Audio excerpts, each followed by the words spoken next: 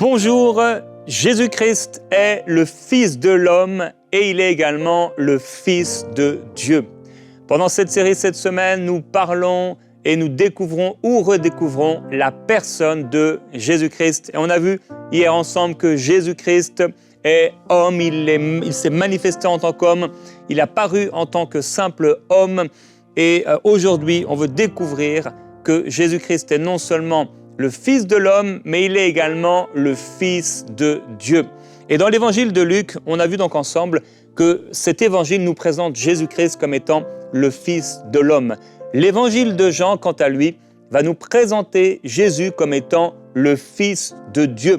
Dans le dernier verset de l'avant-dernier chapitre de l'évangile de Jean, Jean chapitre 20, verset 30, il est écrit que Jésus a accompli, encore en présence de ses disciples, beaucoup d'autres signes qui ne sont pas décrits dans ce livre, mais ceux-ci ont été décrits afin que vous croyiez que Jésus est le Messie, le Fils de Dieu, et qu'en croyant en lui, vous ayez la vie en son nom. Alors, je vous ai dit hier que c'est celui qui a été mon pasteur de l'âge de 19 ans à mes 21 ans, donc en Bretagne, qui m'a encouragé à faire une série sur la personne de Jésus-Christ. J'ai trouvé cela formidable et je veux lire pour vous quelques-uns de ses écrits par rapport à Jésus comme étant le Fils de Dieu, et par la suite je vais vous encourager avec plusieurs passages de l'Écriture. Cet évangile insiste sur la divinité de Jésus-Christ, le Fils de Dieu. De tous les disciples, c'est Jean qui donne de Jésus l'image la plus intime, la plus affective. Jean déclare lui-même sans équivoque qu'il désire amener le lecteur à croire que Jésus est le Christ et qu'en croyant, il trouve en lui la vie abondante. Sous sa plume, les mots de tous les jours prennent un relief extraordinaire. L'eau, le pain, la lumière, la fête, la vie, la liberté. Toute l'existence quotidienne devient signe de la présence et de l'action de Dieu au milieu des hommes. Jean veut nous faire partager sa foi, il veut nous faire entrer à sa suite dans l'intimité du Fils de Dieu. Jésus le Christ est bien le visage de Dieu parmi nous, la réponse de Dieu à tous nos besoins. Et il dit ici le mot signe, donc le mot signe, c'est signe dont Jean a parlé, que les livres de la terre ne pourraient contenir tous les signes, tous les miracles, tout ce que le Seigneur Jésus a accompli. Le mot signe se trouve 17 fois au double sens de miracle et de signe. En Jean, chaque miracle signifie quelque chose. Les événements de la vie de Jésus sont des signes dont le sens n'a pas apparu tout d'abord et ne fut compris qu'après la glorification de Christ. Il appartiendrait à l'Esprit Saint, enseignant les disciples, de les mener à la compréhension de ces signes. 7 miracles appelés signes à cause de leur signification spéciale, et Jean écrit qu'il aurait pu donc en apporter beaucoup d'autres. Il en a fait un choix pour amener celui qui lit donc son évangile à la foi en Jésus-Christ. Alors comme signe, on a l'eau changée en vin, la purification du temple, la guérison du fils d'un officier, la guérison d'un paralytique, la multiplication des pains, la guérison d'un aveugle-né et la résurrection de Lazare, comme étant des signes. Et tout au long de l'évangile de Jean, on trouve ces 3 mots. Les signes dont on a parlé, le fait de croire et la vie. Donc ces 3 mots reviennent. Le mot croire avec ses dérivés revient dans l'évangile de Jean 98 fois. C'est le mot clé du livre. Et les signes, c'est la révélation de Dieu. La foi, la réaction qu'ils doivent produire, et la vie est le résultat que cette foi apporte et qu'elle apporte dans votre vie. Toute la vie de Jésus est en définitive l'accomplissement des grandes figures messianiques de l'Ancien Testament. Il est l'agneau de Dieu, le temple nouveau, le serpent sauveur élevé dans le désert, le pain de vie qui remplace la manne, le bon berger, le vrai cep, etc. C'est l'évangile aussi des entretiens de Jésus dans lesquels il dirige les personnes vers la foi en lui. Longs et nombreux discours de consolation. Jésus savait comment parler à chaque auditoire et personne, et ces discours révèlent l'orientation fondamentale de son existence. Ils font toujours l'objet d'un malentendu, ses adversaires prenant ses paroles à contresens, et on trouve dans l'évangile de Jean 27 entretiens de Jésus. Entre autres, avec Nicodème, Christ étant présenté comme la source de la vie d'en haut. Avec la femme samaritaine, Christ, source de l'eau vive. avec les scribes et les pharisiens, Christ étant le Fils de Dieu. Avec la foule, Christ, le pain de vie. Avec les disciples, Christ est l'Esprit qui vivifie. Avec les pharisiens, Christ, la lumière du monde. Avec les disciples encore, Christ, source de la liberté et Christ, le consolateur. Avec les pharisiens, à nouveau, Christ, le bon berger. Donc, Jean entend ainsi montrer dans son évangile que comment Jésus réalise l'espérance de tous les hommes, les Juifs, les Samaritains, les païens. Il est donc à la fois le Messie d'Israël et le Sauveur du monde. Plus que les 3 autres évangiles, Jean va parler dans son évangile des relations profondes entre Jésus et Dieu, qu'il appelle « mon Père ». Il dit « ma nourriture est de faire la volonté de celui qui m'a envoyé ». Et cette expression va revenir 24 fois dans l'évangile de Jean, donc le rapport de Jésus avec le Père et d'accomplir sa volonté. C'est dire combien l'évangéliste insiste sur la mission de Jésus. Il est bien l'envoyé du Père venu dans le monde pour nous révéler le Père. L'évangile de Jean semble le plus riche d'informations concernant la divinité de Jésus, la connaissance possible de Dieu son Père et de ses relations avec lui. Les autres évangiles synoptiques parle peu de la divinité de Christ, tandis que Jean insiste sur le témoignage de Jésus lui-même à cet égard. Jésus est le grand « Je suis » de la révélation de Dieu. Fin donc de ce texte de Philippe Bach que je voulais partager avec vous. Jésus-Christ, Fils de Dieu. L'évangile de Marc au chapitre 1 au verset 1, donc cet évangile va commencer ainsi. Commencement de l'évangile de Jésus-Christ, Fils de Dieu. On a vu hier ensemble que Jésus-Christ est homme, donc il a pris une chair semblable à la nôtre, il a vécu ce que nous avons vécu, les mêmes tentations, les faiblesses, les difficultés, la souffrance, la fatigue, le besoin du Père, le besoin de prier, etc., la tristesse, les émotions. Les évangiles nous présentent et la Bible nous présente Jésus-Christ comme étant non seulement le Fils de l'homme, il s'est présenté ainsi lui-même, mais il s'est également révélé et présenté comme étant le Fils de Dieu. Dans Matthieu chapitre 3, on voit Jésus qui vient auprès de Jean-Baptiste pour être baptisé par lui. Jean-Baptiste refuse de le baptiser au départ et on voit ici Jésus venir dans son humanité. Et Jésus venant à lui, il va lui dire « mais laisse faire car il est convenable d'accomplir tout ce qui est juste » et Jean ne va plus lui résister. Quand Jésus va sortir de l'eau, baptisé, les cieux s'ouvrent et Jean-Baptiste va voir l'Esprit de Dieu descendre sur lui sous une forme corporelle comme une colombe et venir sur lui. Et il va entendre une voix et cette voix, ces paroles venant des cieux, « Celui-ci est mon Fils bien-aimé en qui j'ai mis toute mon affection. » Non seulement les évangélistes ont bien sûr attesté de la divinité de Jésus-Christ, mais avant tout, bien sûr, le Père lui-même. Jésus sortant de l'eau, dans son humanité, passant par le baptême, bien qu'il n'en ait pas besoin, puisqu'il n'a pas péché, nous montrons là un exemple, un chemin, un modèle à suivre.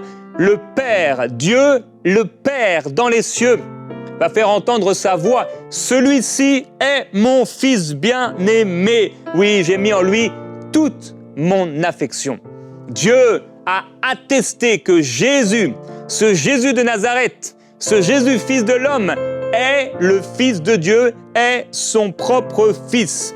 Dans Matthieu chapitre 16, ça va être la révélation de l'un des 12. À un moment, Jésus demande à ses disciples, « Qui dit-on que je suis, moi, le Fils de l'homme ?» Car c'est ainsi qu'il se présentait la plupart du temps. Je crois qu'environ une centaine de fois dans les évangiles, il nous est présenté Jésus comme étant le Fils de l'homme. Plus de 30 fois comme étant le Fils de Dieu. Alors ils vont répondre, les uns disent que tu es Jean-Baptiste, puisque il avait été décapité à ce moment-là, et les autres Élie, les autres Jérémie ou l'un des prophètes. Et Jésus va leur poser cette question. « Et vous, qui dites-vous que je suis ?» C'est pourquoi je te pose la question aujourd'hui avec ce titre qui est là. Jésus-Christ est-il pour toi le Fils de Dieu? Qui est Jésus pour toi? Alors, les disciples sur le chemin d'Emmaüs, ils ont vu la gloire de Jésus-Christ se manifester à travers ses miracles. Ils ont vu les signes évidents que Jésus est le Fils de Dieu et qu'il a reçu toute autorité. mais ils sont dans la confusion. Ils disent à Jésus qui est là et ils ne le reconnaissent pas au premier abord. Oui, il y a bien des femmes qui nous ont dit qu'il est ressuscité, mais nous ne l'avons pas vu. Et Jésus-Christ va leur révéler depuis le commencement des Écritures tout ce qui le concerne. Il est le Messie, il est le Fils de Dieu, celui qui avait été annoncé depuis toute éternité, ou en tout cas depuis la chute d'Adam et Ève. Jésus-Christ, Fils de Dieu. Et donc Jésus avec ses disciples leur demande, mais qui dites-vous que je suis? Et Pierre de s'exprimer. Tu es le Christ, le Fils du Dieu vivant. Et Jésus de s'exclamer, ce n'est ni la chair ni le sang, Pierre, qui t'ont révélé ces choses, mais c'est mon Père qui est dans les cieux. Et moi je te dis que Pierre, sur toi Pierre, je bâtirai mon église, et les portes du séjour des morts ne prévaudront contre elle. Alors Pierre devient ici le représentant de tous ceux qui auraient la foi en Jésus, non pas comme Jésus homme ou comme Jésus prophète, comme les disciples d'Emmaüs qui voyaient Jésus comme étant un grand prophète, et comme nos amis musulmans comme étant le grand prophète. Mais Jésus n'est pas seulement homme, Jésus n'est pas seulement un grand prophète. Jésus-Christ est le Fils de Dieu, manifesté, révélé en chair, par ses signes, par ses miracles, par sa résurrection, par la voix attestée du haut des cieux, le Dieu de toute création, qui a dit « Ceci, il est mon Fils, l'objet de mon affection. Écoutez-le, en lui j'ai mis mon affection. » Pierre, recevant la révélation de l'Esprit de Dieu et déclarant les mêmes paroles, « Tu es le Christ, le Fils du Dieu vivant. » Et Jésus de lui dire en effet, eh bien, sur cette pierre de la révélation, cette pierre de l'attestation de qui je suis, cette pierre du Fils de Dieu, je bâtirai mon Église. Tous ceux qui croient en Jésus-Christ, qui l'ont reçu comme Sauveur et comme Seigneur, et qui croient que non seulement il a paru comme un simple homme, non seulement il a été un grand prophète, non seulement il a accompli des signes extraordinaires, mais tous ceux qui croient en lui, qui mettent en lui leur foi pour recevoir la vie, alors ils font partie de l'Église que Jésus-Christ, ce Jésus, Fils de Dieu, revient chercher. Merci au Seigneur. Quelle gloire extraordinaire! Et les portes du séjour des morts ne prévaudront pas contre l'Église. On voit dans les évangiles l'histoire, parmi d'autres, dans l'évangile de Jean, un homme né aveugle. Cet homme né aveugle, les pharisiens vont demander si vraiment il est vraiment né aveugle, est-ce vraiment lui? Mais tous sachent que c'est bien lui. Tous savent que c'est bien lui. Et Jésus, apprenant qu'il a été chassé par les chefs religieux, va rencontrer cet homme et va lui poser cette question. Jean chapitre 9. Crois-tu au Fils de Dieu? Cet homme qui a expérimenté un miracle, Jésus lui pose cette question. Et cet homme va répondre, mais qui est-il, Seigneur, afin que je croie en lui? Tu l'as vu, lui dit Jésus, et celui qui te parle, c'est lui. Et il dit, je crois Seigneur, et il se prosterna devant lui. Mon ami, Jésus-Christ homme ne peut pas sauver. Jésus-Christ prophète ne peut pas sauver. Jésus-Christ Fils de Dieu a toute capacité et reçu du Père le nom qui est au-dessus de tout autre nom, le seul nom par lequel nous puissions être sauvés. Il est le seul médiateur entre Dieu le Père et les hommes, le seul qui puisse te réconcilier avec Dieu, le seul qui puisse amener la vie éternelle dans ton cœur, le seul qui puisse te sauver de tes péchés. Jésus-Christ est le seul qui puisse te donner la paix avec Dieu et t'amener dans la félicité céleste, l'éternité glorieuse. Il est le chemin, l'accès auprès du Père. Il est Jésus-Christ, le Fils de Dieu. Mon ami, quelle que soit ta religion, quel que soit où tu en es aujourd'hui, je veux te présenter et t'encourager à recevoir Jésus-Christ comme étant le Fils de Dieu. Et de la même manière qu'il demande à ses disciples, « Qui dites-vous que je suis ?» De la même manière qu'il demande à cet homme aveugle qui a reçu un miracle de la part de Dieu, il dit, « Qui Suis-je? Et il lui répond, crois-tu au Fils de Dieu? Et il lui répond, tu l'as vu, c'est lui qui te parle, c'est moi qui te parle. Je suis le Fils de Dieu. Et il croit. Que la foi se lève dans ton cœur. Que la foi se lève dans ton cœur. Si tu veux faire cette prière pour recevoir Jésus-Christ, je t'encourage à aller sur emcitv.com/recevoir Jésus. Juste à la fin de cette émission, tu peux dès maintenant écrire cette adresse et tu pourras faire cette prière. Un peu plus tard, on voit les disciples qui sont là, Pierre, Jacques et Jean, avec Jésus sur cette montagne qu'on a appelée la montagne de la transfiguration. Il est écrit que pendant que Jésus priait, l'aspect de son visage changea et son vêtement devint d'une blancheur éclatante. Et là, il y a eu l'apparition de Moïse et Élie apparaissant dans la gloire et parlant de son prochain départ qui devait s'accomplir à Jérusalem. Pierre et ses compagnons étaient accablés de sommeil. Jésus, homme, a connu, lui aussi, le sommeil et la fatigue. Mais restés éveillés, ils virent la gloire de Jésus et les deux hommes qui étaient avec lui. Jésus parlait encore quand une nuée vint les couvrir. Les disciples furent saisis de frayeur en les voyant disparaître dans la nuée, et de la nuée sortit une voix qui dit « Celui-ci est mon Fils bien-aimé, écoutez-le ». Et quand la voix se fit entendre, Jésus se retrouva seul. Alors ils ont eu cette apparition de Moïse et Élie, mais quand cette voix parle du Fils de Dieu, Jésus se retrouve seul. Il est question de Jésus. Il n'est pas question de Moïse ou d'Élie, aussi grand qu'a été leur ministère prophétique. Il est question de Jésus. Le ministère de Moïse, le ministère de la loi gravé sur des tables de pierre, le ministère de Moïse qu'on retrouve particulièrement dans le Pentateuque, la Genèse, l'Exode, le Nombre, etc. Ce livre et ce prophète saluait de loin le plus grand des prophètes, non seulement le plus grand des prophètes, mais le Fils de Dieu, le Messie promis. Tous les écrits nous parlent de lui. Et tout tourne et tout le montre. Tout est dirigé vers Jésus. Alors quand du ciel, Dieu dit encore « Celui-ci est mon Fils bien-aimé » et qu'il ajoute « Écoutez-le », Jésus se retrouve seul, car il est question de lui et de mettre notre foi en lui. Merci à Dieu pour Moïse et pour son ministère. Merci à Élie et aux autres prophètes pour leur ministère. Merci à Ésaïe qui, dans son chapitre 53, a vu les souffrances de Christ avant qu'elles soient. Merci pour tous ces hommes qui ont parlé de la part de Dieu, qui ont écrit par le Saint-Esprit.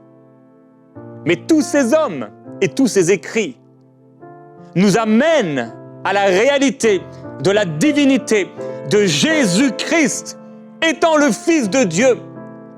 Dieu au ciel a témoigné de sa divinité. Les prophètes ont témoigné qu'il est le Fils de Dieu, le Messie promis.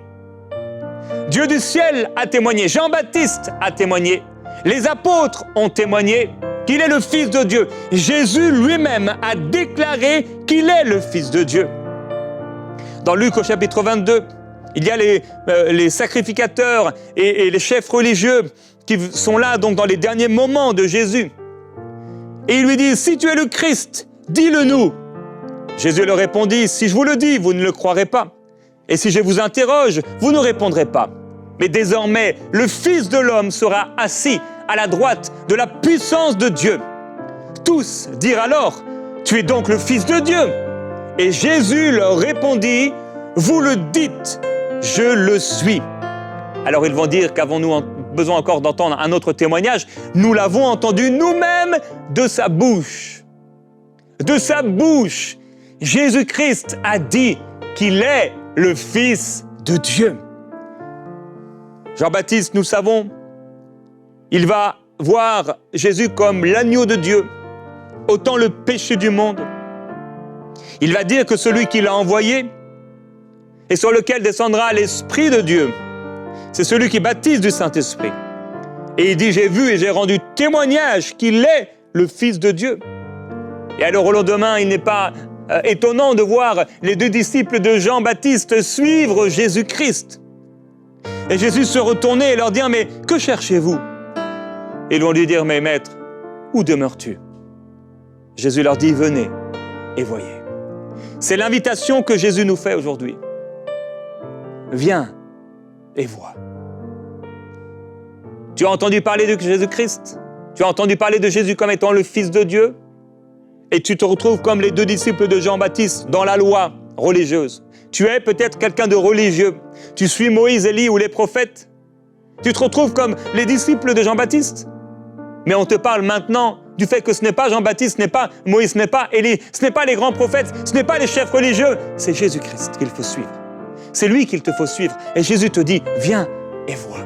Je prie que tu reçoives la révélation de Jésus-Christ comme étant le Fils de Dieu. Le livre aux Hébreux nous dit, je serai pour lui un père, il sera pour moi un fils. Et quand il introduit à nouveau dans le monde le premier-né, il dit que tous les anges de Dieu l'adorent. Il fait de ses anges des vents, de ses serviteurs une flamme de feu, mais il a dit au Fils, ton trône, ô Dieu, est éternel. Voilà le Fils de Dieu. Les anges ont adoré Jésus. Dans l'Apocalypse, Jean va recevoir cette révélation extraordinaire. Il va vouloir adorer l'ange tellement la révélation est glorieuse. Mais l'ange va lui dire, non, non, ne m'adore pas, adore Dieu. Alors les anges adorent Jésus. Les mages vont adorer Jésus, ils vont se prosterner et adorer Jésus. Les femmes au tombeau vont adorer en se prosternant devant Jésus ressuscité. Les 11 disciples, il est écrit, pour eux, après l'avoir adoré, ils retournèrent à Jérusalem dans une grande joie. Voilà la révélation de Jésus-Christ comme étant le Fils de Dieu. Aujourd'hui, j'aimerais t'encourager à recevoir dans ton cœur Jésus-Christ comme étant le Fils de Dieu. Et si, mon ami, tu le connais déjà, ma sœur, mon frère, tu connais déjà Jésus-Christ, il faudrait qu'ensemble nous puissions l'adorer, comme les anges l'adoraient. Comme ces femmes à la sortie devant l'entrée du tombeau l'adoraient. Comme les disciples l'adoraient. Que nous puissions ensemble l'adorer. Merveilleux Jésus-Christ, nous croyons que tu es le Fils de Dieu. Tu n'es pas seulement le Fils de l'homme, même si tu t'es révélé ainsi. Tu as pris une chair semblable à la nôtre, mais tu as toujours existé. Tu n'as ni commencement, ni fin. Tu es le même hier, aujourd'hui et éternellement pour toujours. Tu étais avec Dieu, auprès de Dieu, tu as toujours été. Tu es la parole vivante de Dieu. Tu es Dieu. Tu étais au commencement avant toute chose. Avant que tout puisse être créé, tu étais. Jésus-Christ, tu es le grand Je suis. Tu es Dieu. Et je prie aujourd'hui, Seigneur Jésus-Christ, que la révélation de qui tu es soit donnée à celui et celle qui m'entend. Ce que la religion ne peut apporter, ce qu'aucun homme ne peut faire, aucun chef religieux ne peut donner. Père, je te demande au nom de Jésus-Christ, par l'Esprit, la révélation de Jésus-Christ dans le cœur de la personne qui m'entend maintenant. Oui, ce qu'aucun homme ne peut donner, toi seul peux le donner, Jésus-Christ. La vie éternelle. Toi seul, Père, peux donner par l'Esprit la révélation de qui est Jésus-Christ. Ce n'est pas parce que nous l'avons lu seulement, mais parce que nous avons reçu par ton Esprit la révélation de ton autorité, la révélation de ta divinité. Tu es le Messie promis. Jésus-Christ, nous t'adorons. Jésus-Christ, nous soumettons à toi. Jésus-Christ, nous te glorifions. Jésus-Christ, tu es ressuscité d'entre les morts. La mort ne pouvait te retenir. Jésus, tu es Dieu. Oh oui, ton trône, oh Dieu, est éternel. Tu fais de tes anges des vents, de tes serviteurs des flammes de feu. Mais toi, tu es Dieu. Tu es Dieu. Tu es le Fils du Dieu vivant. Père, je prie pour quelqu'un qui doute maintenant, que le doute soit ôté de son cœur par l'Esprit. Que la foi naisse et jaillisse dans son esprit, comme Pierre, qu'il puisse s'exprimer pour la première fois. Tu es le Christ, le Fils du Dieu vivant. Oh mon ami, je veux t'encourager. Là où tu es, malgré tes doutes, fais taire la religion en toi. Fais taire le doute en toi. Fais taire l'esprit de la loi en toi. Cette loi qui est morte, la lettre qui tue. Non pas la loi qui est bonne et qui te mène à Jésus-Christ, mais cette loi qui pour toi a toujours été un objet de tristesse, un objet de découragement, un objet simplement pour te montrer ton péché, te révéler ton péché. Que tu puisses aujourd'hui t'écrier comme Pierre, Jésus-Christ, tu es le Christ, le Fils du Dieu vivant. Révèle-toi à moi. Fais cette prière. Jésus-Christ, fais-la à haute voix. Jésus-Christ, me voici devant toi. Je crois que tu es le Fils du Dieu vivant. Je te reconnais aujourd'hui, par la foi, comme étant le Fils de Dieu. Tu es Dieu. Et aujourd'hui, je te reçois comme tel. Je te reçois dans mon cœur comme le Fils de Dieu. Viens pardonner mes péchés, car tu as reçu le pouvoir de pardonner mes péchés. Tu as reçu le pouvoir de libérer mon cœur et mon âme de la peur de la mort, de la malédiction. Viens me libérer de toute malédiction. Viens sauver mon âme en ton nom. Amen. Seigneur, je prie pour cette personne qui a fait cette prière. Rafraîchis son âme. Guéris son cœur.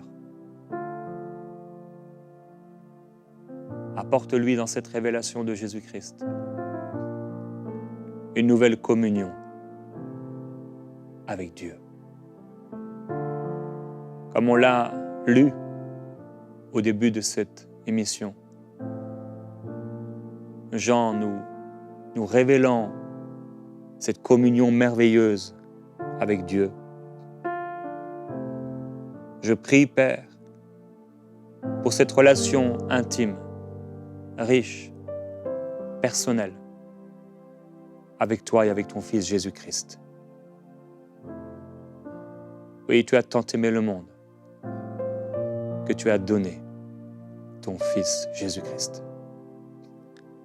afin que quiconque croit en lui ne périsse pas, mais qu'il ait la vie éternelle. Seigneur Jésus-Christ, nous croyons en tes signes miraculeux. Nous croyons en toi. Nous recevons ta vie. Merci Seigneur pour la vie éternelle en toi. Nous recevons la vie éternelle. Nous recevons le pardon de nos péchés. Nous te recevons par la foi dans nos cœurs. Et par l'Esprit, tu as dit que le Père et toi, étant un Dieu, tu habiteras dans notre cœur par l'Esprit. Recevons ta vie dans notre cœur maintenant. Et nous t'adorons. Nous t'adorons, Seigneur Jésus-Christ. Avec tous les anges, nous t'adorons. De tout notre cœur, nous t'adorons. Toute notre vie et jusqu'à la fin, nous t'adorerons et nous nous soumettons à toi. Amen.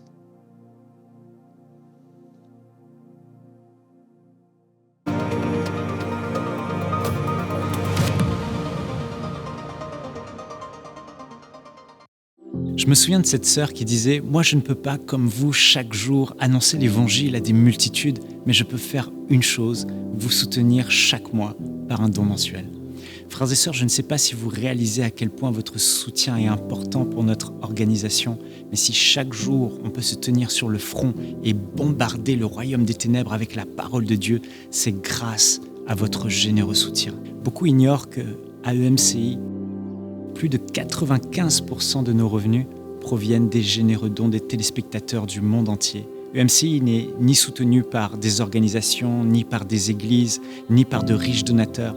Mais si EMCI peut exister et fonctionner, c'est grâce aux généreux dons de milliers de téléspectateurs, de croyants qui croient dans cette vision à nos côtés et qui donnent chaque mois 35 € ou plus.